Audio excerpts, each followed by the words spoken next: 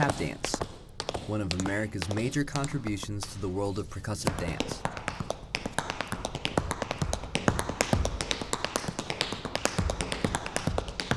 Born out of the melding of African and European dance traditions.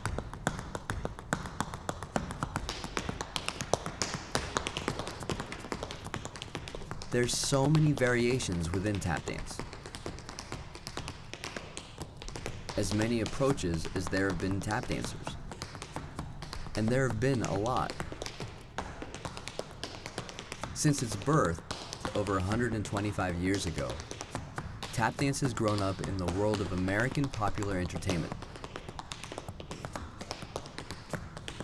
From minstrel shows and vaudeville, to nightclubs, musical theater, and movie musicals, tap dance has held a featured role. And your approach depends on when in the history's lineage you decide to connect. The landscape of American entertainment shifted in the 1950s and 60s. Big bands became cost prohibitive, rock and roll was becoming the popular music, and American musical theater moved towards a format incorporating ballet narrative rather than the extension of variety shows that it had been in the past.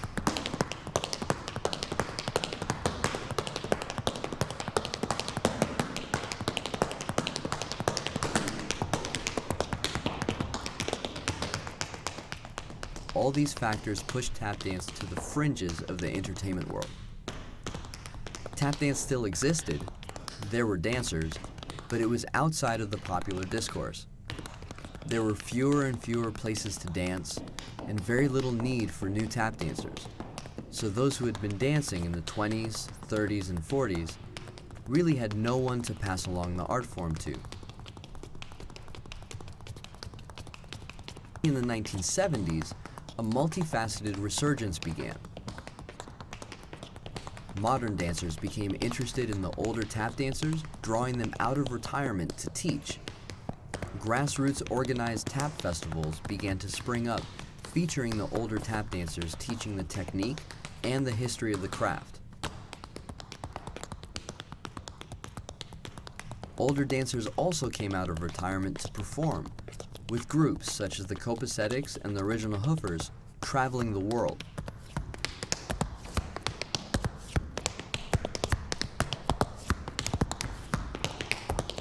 Even Broadway regained interest in the form, with Gregory Hines becoming a public figure for tap dance on the stage and in feature films.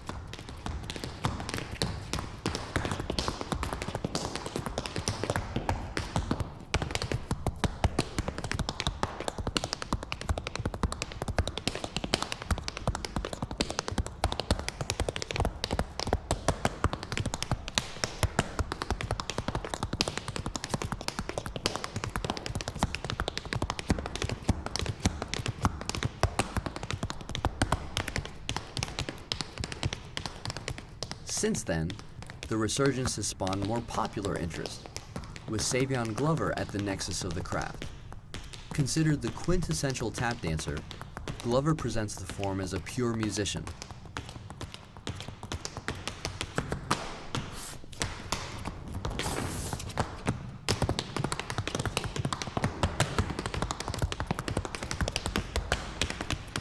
Since the 1990s, and thanks in large part to the work of Savion Glover, we've seen a rise in young people's interest in tap dance.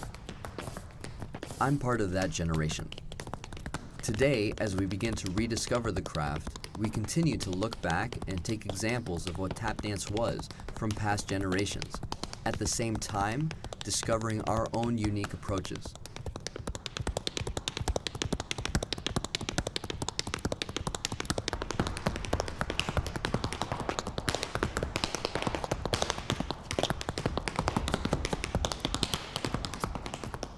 There's so much freedom today. We can take what exists and apply past examples within our own unique context, today's perspective on tap dance.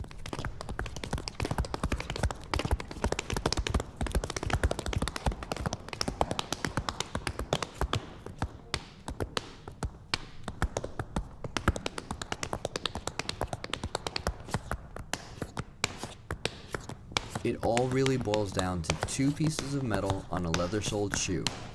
The wood to dance on, an audience to watch and listen, and something to say.